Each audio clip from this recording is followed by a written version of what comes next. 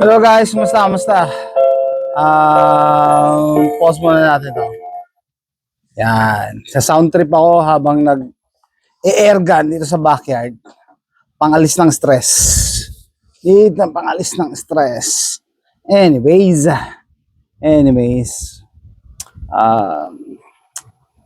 So sana may makausap at mag-live. Pero syempre, let's settle down. Muna. Settle down, palampasin muna natin isang araw. Daming masama loob, tsaka galit. Tsaka nanghihinayang, no? Sinabihan din ako na wag daw muna ako mag-announce dahil hindi pa official. Pero wala naman ako ina-announce eh. Sabi ko nga kay Paul eh. Wala naman ako ina-announce Bahala kasi na mag-accept kung ano yung ibig sabihin ng pinost ko. No? Wala ko na-announce. Pero ganito yan. Magkukwento na lang ako sa inyo. Siguro parang na-prepare na rin ako dito emotionally kaya hindi ako ganong na-surprise.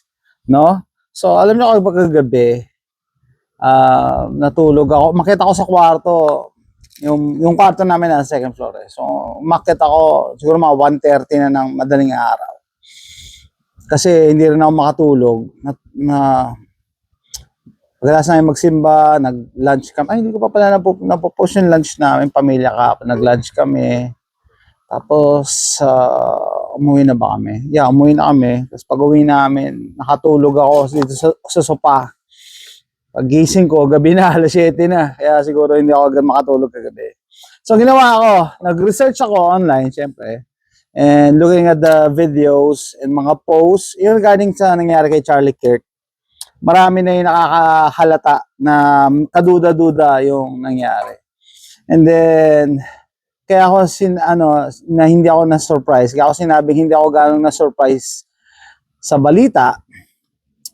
Kasi, based on my research, no, nakaka-disappoint kasi na marirealize mo na everything was I'm choosing my words, no, pasensya na, pinipili ko yung mga sasabihin ko, na hindi lahat ng inaakala natin ay yun ang totoo. Parang ako nga nagbago na pananaw ko regarding Israel medyo nagdududa na ako, pagduda. Sabi nga, once you get down that rabbit hole, wala nang atrasan, no? Hindi mo na ma-unlearn yung matututunan mo pag nalaman mo na anong tinutumbok ko. Well, parang na-realize ko kagabi, actually kanina madaling araw, na there are forces at work behind the scenes na nagpapatakbo ng lahat ng nangyayari nito, no? Hindi lang sa US, damay na yun sa Pilipinas. May nagpapatakbo sa likod nito, na may mga nasa likod nito, na sila nasusunod. Akala lang natin, no, tayo nananalo tayo, pero nananalo lang tayo. I'm talking about the ordinary people na katulad ko.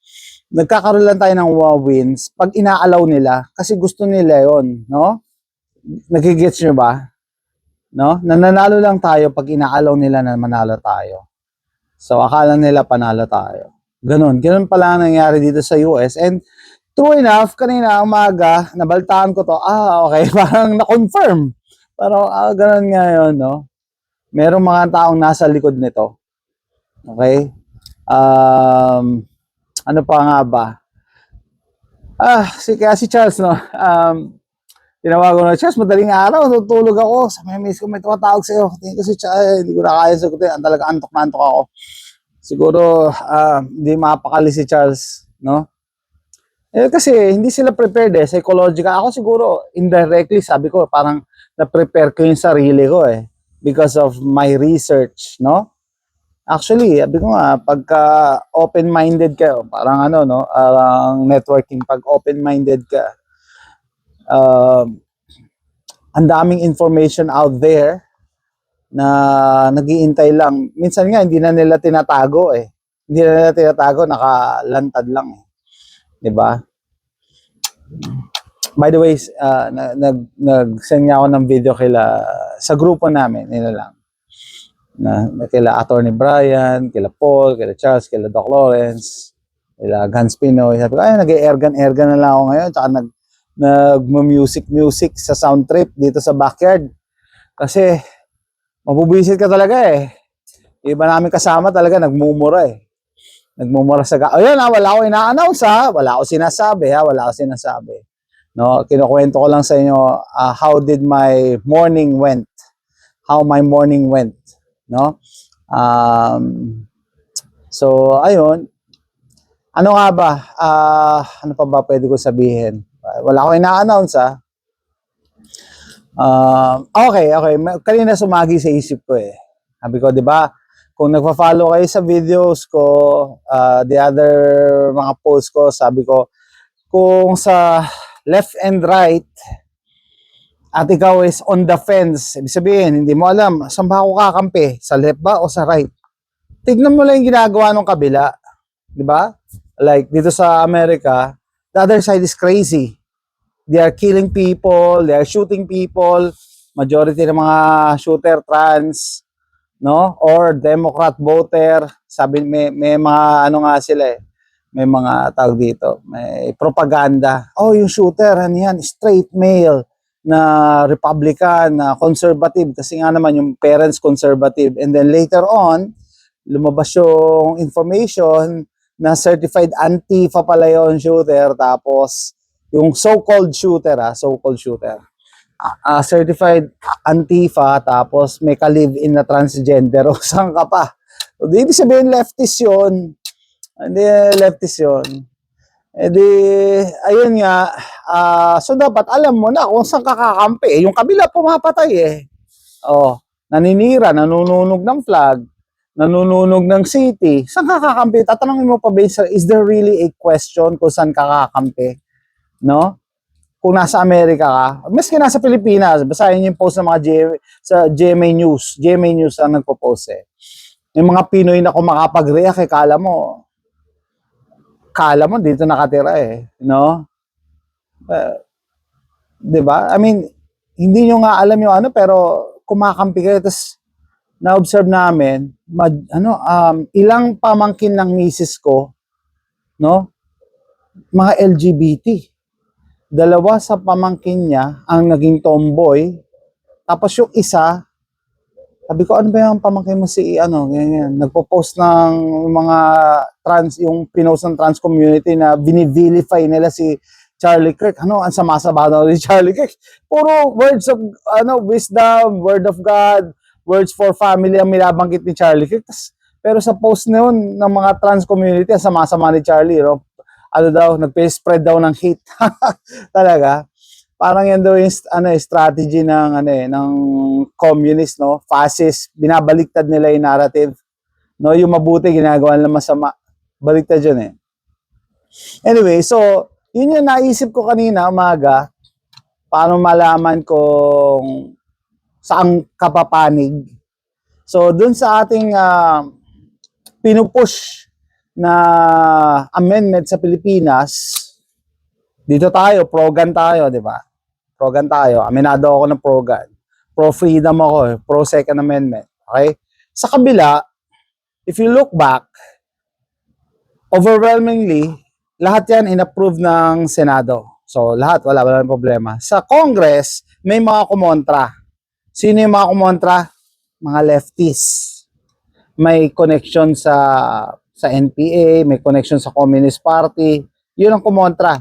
So, kung ikaw lang sa Pilipinas, ayaw mo sa baril, kanino ka kakampi? May question pa ba? Sa kabila, may connection sa sa Communist Party. Doon ka kakampi? So, kanina, napanood ko rin yung mga clips nila, nila Candace Owens. Mako-question yung morality mo eh. Mako-question yung morality mo. Minsan, hindi naman talaga nalilito kung saan kakampi. It's just that ganun ka talaga. Ganun ka talaga, no? Yan talaga ang morality mo. Yan yung pagkatao mo, no? Sinasabi lang ng iba na hindi ko alam kung kanino ako kakampi kasi parehong may punto. Yung kabila masasama eh. Saan ka kakampi? Hindi yan eh. So, naniniwala ako na gano'n. It's just so happen, pag may mga issue lang na ganyan na kailangan mo mamili, dyan na i-expose talaga yung kung sino ka. Doon na-expose. So, similar with Charlie Kirk, what's happening, na may mga tao pa ba yan, na sineselebrate yung pagkamatay ng isang mabuting taong katulad ni Charlie Kirk. Actually, si Charlie Kirk, guys, hindi siya Katoliko. He's Christian, pero hindi siya Katoliko. So, ibig sabihin, kahit pa paano, I consider it na different faith pa din, dahil hindi naman siya Katoliko. Pero, diba, you should respect the guy kasi puro kabutihan ang sinasabi niya. So, okay. So, mabalik tayo sa Pilipinas. Una-una, obviously, nasa Pilipinas na yung mga woke. Nandiyan na sa Pilipinas. Tapos, actually, merong nga nagpo-push na i-veto ni BBM yung ating amendment, yung climate activist daw, climate activist from France, no? Sabi ko, ano yan, funded ni Soros yan. Sabi ni Charles, hindi, ano yan sa France eh. Well, gano'n ang style ni Soros, siyempre, mag-ano yan ng mga dummy organization, mga NGO kunyari, sa iba-ibang lugar, para hindi matrace directly sa kanya. Yan ang galawan ng mga elites, no? Para hindi matrace directly sa kanila. May mga, mga front na organizations, kunyari Save the Planet, Climate Activist, blah, blah, blah. Pero pare-parehas ang tono ng kinakanta nila. Pare-parehas lang ang tono niyan. Okay? So, nandiyan na sila sa Pilipinas. Doon hindi nakakala, meron na ring transgender story time sa Cebu. Tapos, hindi nyo ba napansin yung mga preso, ang tawag na persons deprived of liberty? Saan ang galing yun? Sino nakaisip nun? Di mga woke persons deprived of liberty. I'm really against that description. Kasi when you deprive somebody of liberty, para bang kinidnap mo yan na against his or her will, na hindi niya gusto pero kinulong mo siya. 'Di ba? Persons deprived, diniprive sila ng kanilang kalayaan. Bakit? So 'di ba, maling-mali pero woke yan eh. Yan yung mga woke na ano. Kaya 'di ba sabi sa inyo, yung masama binabaliktad nila, no? So parang nagiging victim pa yung mga preso kasi they were deprived of liberty. Wow. Tapos ano pa ba? Mga squatters, informal settlers. Di ba nagulat na lang tayo? Pagising natin, ganyan na ang talking points ng mga balita. O yung mga informal settlers ngayon ay pinapalayas. Di ba mga squatter yan? Di ba? Unti-unti talagang, inunti-unti nila yung Pilipinas eh. Pet project nila ang Pilipinas eh. Na pet project nila yung Pilipinas. Tapos, nung COVID, doon sabi nga kung ano ka or sino ka nung COVID, yan talaga ang ugali mo. Yan ang ano mo rin. Yan ang morality mo. Or kung gaano ka kasipol noong panahon na yon, sipol ka nga. Kasi may nag-comment dito sa akin na, kaya daw ganito ako mag-isip kasi prepper ako, kasi paranoid ako. Talaga? Pag prepper ba, paranoid, hindi ba pwede nag-iisip? Hindi ba nag-iisip yung prepper? Hindi katulad ng sipol na pagka kung ano yung sinubo, oo nga lang ng oo nga, hindi nag-iisip. Ano yung sinabi? Safe and effective. Pag sinabing safe and effective, naniwala ka. Na ngayon, lumalabas na yung balita na hindi dapat daw binigay ang mRNA sa tao. Yung mRNA vaccine dapat daw hindi yan binigay. Okay? Tapos, pinatigil ni RFK yung mandatory vaccinations. 'Di ba? I think sa Florida muna start, sana dito rin sa Texas. So ano pa? Yung 6 feet social distancing, naniwala kayo doon, 'di ba? 6 feet? Bakit yung bahing mo hindi umaabot ng talaga? Tapos yung mga government offices naglagay ng plexiglass. Ba't hindi pwedeng pumunta sa ibabaw yung virus? Tapos sa mga, ano pa ba? Hanggang ngayon, meron pa rin mga harang eh.